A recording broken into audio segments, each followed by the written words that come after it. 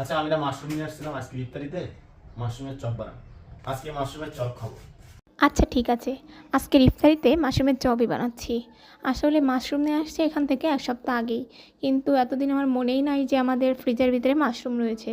আজকে হঠাৎ মনে করাই দিল, তাই ভাবলাম মাশরুমের চপটা ইফতারিতে বানাইই ফেলি। চপ বানানোর জন্য আমি এখানে প্রথমে ময়দাটা নিয়ে ভালোভাবে চেলে নিচ্ছি, যাতে কোনো প্রকারের তলা না থাকে। এর ভিতরে দিয়ে দিব চালের গুঁড়ি বা ময়দা যে কোনো একটা, এবার দিয়ে দিব ঝালের গুঁড়ি, লবণ, হলুদ, তারপরে দিয়ে দিব অল্প একটু খাওয়ার সোডা। তারপরে সবগুলো উপকরণকে ভালোভাবে মিক্স করে একটা ব্যাটার বানিয়ে নিতে হবে, যেটা বেগুনের চপ বা এমনি সব চপের জন্য বানাতে হয় সে সেম ব্যাটার। এবার ব্যাটারটা বানানোর পরে আমি মাশরুমগুলো ভালোভাবে ধুয়ে নিয়েছি। এবার এর পিছনে থেকে এই যে গোড়ার এইটুকু একটু ভালোভাবে কেটে নিয়ে আমি এটাকে একটা সাইজ দিয়ে দিব।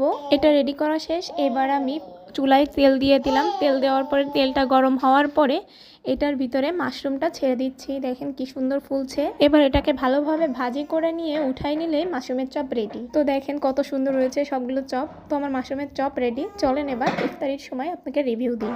এবার খেয়ে বলো কেমন হয়েছে চপটা।